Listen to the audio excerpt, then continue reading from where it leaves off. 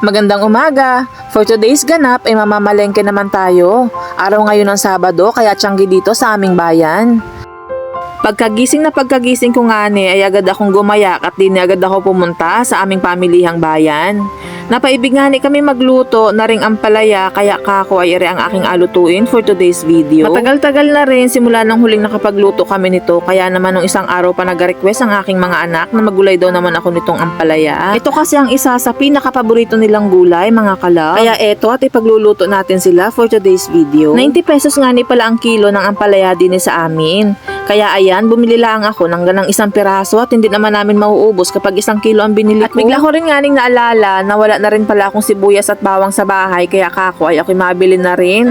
Ilang piraso din lang naman ang aking binili at medyo mahal nga ang bilihin ngayon mga kalab. At dahil nga ginisang ampalaya ang ating alutuin for today's video kaya hindi pwedeng mawala ang kamatis kaya ayan, kumuha na rin ako dyan ng ganang 2 piraso. Ganang 2 pirasong kamatis nga nila ang binili ko at bihira din lang naman akong gumamit niyan sa pagluluto. Napakasarap nga ning mamili ngayon at bukod sa napakarami mong pagpipilian ay napakasariwa pa ng mga bilihin palibasa nga ay araw ng Sabado at tiyanggi dito ngayon. At dahil nga na iyan lang ang budget natin for today's video kaya ayan kung ano lang ang kailangan ay di yun lang ang ating binili. Habang nga ning inagayak at inakwenta ng tindera yung mga pinamili ko ay inakausap ko nga siya at kako nga ay sobrang mahal na ng bilihin ngayon hindi katulad noon na kapag meron kang 100 pesos ay marami ka nang mabibili. And after ko makapagbayad ay napagpasyahan ko na mag-ikot-ikot muna habang inaalala kung meron pa baga akong kailangan bilhin na gamit sa bahay. Kapag nga ako naalis sa bahay ay talaga namang inatandaan ko kung ano yung mga kailangan kong bilhin. Ewan ko ba at pag ako'y nakaalis na ay bigla ko namang nakakalimutan. Ganun talaga siguro kapag natanda na mga kalab. At sa aking paglalakad ay bigla ko rin nga naalala na kailangan pa palang lagyan ng itlog aring ating ampalaya kaya ayan tayo mabili na rin. Tuwing araw nga ng tiyangge ay di na ako nabili ng itlog at bukod sa malalaki ay napakasasariwa ng kanilang mga itlog dito mga kalab. Ilang piraso din lang naman ang binili ko at hindi nga tayo pwedeng mag-stock sa bahay at wala nga tayong ref mga kalab. Malapit din lang naman ako sa palengke at tuwing umaga ay namimili tayo kaya carry na yan. Kapag pang mabilis ang luto nga ay eri nga ng itlog na ere ang aking panlaban lalo na kapag may pasok ang aking mga anak. Kaya naman hindi tayo pwedeng mawala ng stock nito for today's video. And fast forward at tayo pauwi na sana nang bigla ko namang natanawan aring durian. Nung isang araw nga ay bigla namang nag-crave ang aking anak din sa durian na ere at sabi nga ay ako'y bumili daw kapag meron akong nakita. Kaya ayan, pagbigyan natin ng kanyang hiling for today's video. Bago nga ako bumili ay tinanong ko muna si kuya kung anong variety ito. At sabi niya, kulay dilaw daw ang laman niyaan kaya ako ay sige, pabili ako ng 2 kilo. Kapag ganiringaning nakakakita ako ng durian ay lagi kong naalala yung co-parent ko nung daycare pa, yung aking anak na bunso. Meron daw silang puno ng durian kaya tuwing tag-season ay lagi niya akong inabigyan ito. At kung sakaling napapanood niya ito ay alam kong alam niya na siya yung inatukoy ko. Maraming salamat sa iyo sa lahat ng kabutihan na ipinakita mo sa akin noong mga panahon na nagabantay tayo sa mga anak-anak natin nung mga daycare pa sila. And fast forward at stop na nga ang kwento at naalala ko ay mabili pa nga pala ako ng karne na alahok natin din sa ating agulaying ampalaya. Kalahating kilong liempo lang naman ang aking binili at kaunti din lang naman ang alahok natin dyan sa gulay at yung iba ay ating aprituhin. Hindi naman kailangang maraming lahok na karne yung ating gulay. Ang mahalaga lang ay meron tayong pangsangkutsa. Ari nga na wala ito. At dahil sabi ng aking darling ay lagyan ko daw naman maski kakaunti kaya ayan bumili na rin ako. Ika nga nila ay pagbigyan ng hilig ng walang ligalig. And fast forward again na tayo tapos ng mamalengke kaya naman naglakad na rin ako papunta din sa motor na service natin at tayo makauwi na. Yayaan din lang naman ang aking mga pinamili at talaga namang umabot din ng humigit kumulang. Talaga namang mahihimatay ka na lang sa mahal ng bilihin ngayon mga kalove. Charis. And fast forward again at maya-maya pa ay tayo nagbiyahe na rin pa uwi. Malapit din laang naman sa bahay na inaupahan namin at walking distance din laang. Pero dahil tamad tayo maglakad kaya ayan, nagmotor na rin tayo for today's video. Habang nag-edit nga ako na ring vlog ay nakita ko itong video habang nagamaneho ako. Hindi ko alam, nakaplay pa pala yung ating cellphone mga kalab. Kaya ayan, for the tuwaang person at meron tayong pandagdag sa ating vlog for today's video. Ayos na ayos naman at maganda din naman ang pagkakakuha Talaga namang hanggang sa pagpasok ng aming compound ay nakaplay pa rin ang aking camera. Kaya ayan, itutur ko muna kayo din sa compound ng bahay na inaupahan namin for today's video. At makalipas ang wala pang 5 minuto ay nakarating na rin tayo din sa bahay. Mag-alas 7 na nga ni dyan ng umaga kaya naman tulog na tulog pa ang mga kasama ko sa bahay.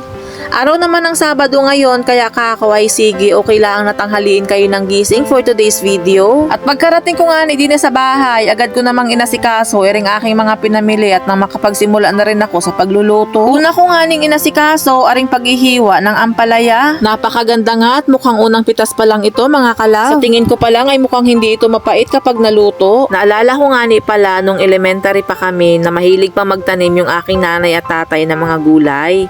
At bukod doon, isa din yun sa pangunahing kinabubuhay namin nung mga bata pa kami. Kapag nga ni wala kaming maiulam noon sa baon, ayan laang ang palayang inagulay nung nanay ko para laang meron kaming maiulam sa school. Kapag man dinala ko kanya ng isang pirasong itlog, ay katalo naman din. Pag minsan nga na, ay wala pang itlog at talagang literal na ginisang ang palaya laang, ay ayos din naman at masarap din naman lalo na kumakain ka sa tanghali at gutom na gutom, ay katalo naman din. At ako'y napapakwento na naman nga ni at sabi sa akin ng darling ko ay ipunin ko daw yung buto ng ampalaya at yan daw ay magandang binhi. Kaya naman, for the sunod din ang person for today's video. Kaya ayan at inisa-isa ko nga ni ang buto dyan at kako ay maganda nga ni aring binhiin at nang may tanim din kako doon sa may gilid ng bakod namin doon sa bahay sa bukid. Ang kaso mo, nang nakita ng darling ko yung isang buto na biak ay sabi niya sariwa pa daw pala yun kaya itapon ko na daw laang at hindi rin daw yan masibol. Kaya ayan, for the sunod na naman tayo for today's video. And fast forward again at ayan, nahiwa na pala natin yung kabiak ng ampalaya at hindi pala nakaplay ang ating camera. Kaya ayan, hindi natin nakunan for today's video.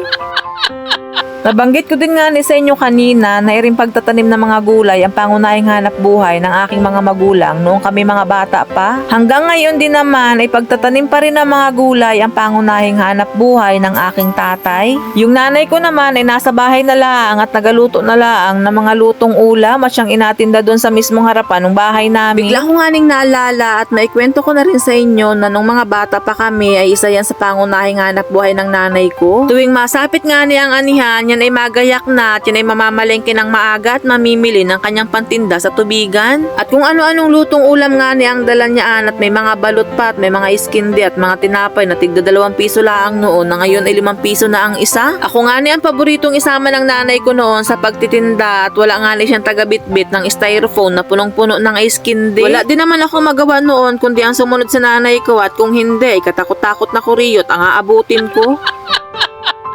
Ay, hindi na baling hindi makapaglaog, wag lang makuriyot, ay masakit yun. At napapasarap na nga ni ang aking kwento nang hindi ko namamalaya na nahiwa ko na pala aring bawang. At agad ko namang sinunod itong kamatis. Nilahat ko na nga ni palaya ang 2 pirasong kamatis at wala rin naman akong ibang apagamitan niyaan. Kung hindi ko rin naman lahat, ay masisira din lang yan, ay sayang naman yung ating pinambili dyan mga kalab. At dahil nga ni medyo tanghali na rin dyan at mapasok pa yung darling ko, kaya ayan, nagmadali na rin tayo sa paghihiwa na rin ating mga panamya. And fast forward again at eto na, inahugasan na natin ang ating ampalaya. At dahil maganda nga ni ring ampalaya na nabili natin at sa tingin ko ay unang pitas pa lang ito, kaya ayan, hindi na natin yan binabad sa asin at panigurado ako na hindi naman mapait yan kapag naluto. Agad ko rin namang sinunod, ring tirang karne at aprituhin lang natin. At syempre, hindi pwedeng hindi rin natin nahugasan ring ating karne na pangsangkot siya sa gulay na alutuin natin. At makalipas ang ilang minuto ay eto na at nakaredy na ang ating alutuin for today's video. Yan lang nga ni pala ang mga ricado na gagamitin natin sa pagigisa ng ampalaya. Bumahagi lang nga ni pala ako ng 3 pirasong itlog doon sa nabili natin kanina sa Tiangge. At bumawas din lang naman ako ng 2 gayat doon sa nabili natin kalahating kilong liempo kanina. And fast forward again at nakasalang na pala ang ating kawali. Asbok na nga niya ang kawali kaya ayan, agad ko rin namang nilagyan ng mantika at agad ko rin namang isunod yung karne. Agad ko rin naman tinakluban at takot nga niya ako magsangkot siya ng ganyang mga may taba-taba at nagatalsikan nga niya ang mantika. Pinapula-pula lang natin ng kaunti yung karne at ayan, agad na rin naman nating sinunod ang bawang at ang sibuyas. Habang mapula na ang sibuyas at bawang kaya ayan, agad ko din namang isunod itong kamatis. At maya-maya pa, inilagay ko na rin ating ampalaya dahil nga ni, nagamadali na rin tayo magluto at ang hari na dyan. Kapag nagagisa ako ng ampalaya, asin laang talaga yung inalagay kong pampalasa. Pero sa pagkakataong ito ay nagdagdag ako dyan ng kaunting toyo para naman kako may kaunting kulay, iring gulay na inaluto ko. Kanya-kanya naman tayo ng pamamaraan ng pagluluto. At yan ang aking pamamaraan ng pagluluto for today's video. At fast forward again at malapit na palang maluto iring ating ampalaya kaya ayan, agad ko rin namang inilagay yung itlog. At habang luto na nga yung ating gulay, kaya ayan, agad ko rin namang isunod iring karne na ating apituhin. At fast forward again at eto na nga luto na yung ating liempo na pinirito. Naalala ko nga pala na meron pa nga tuyo na tira nung isang araw, kaya ayan, pinirito ko na rin at masarap ka kuya ang itambal din sa gulay na ampalaya. And fast forward again at eto na, luto na pala ang ating almusal at kami ay nakahain na at kami nga pala ay nakain na. Kain po tayo. Salamat Lord sa blessing.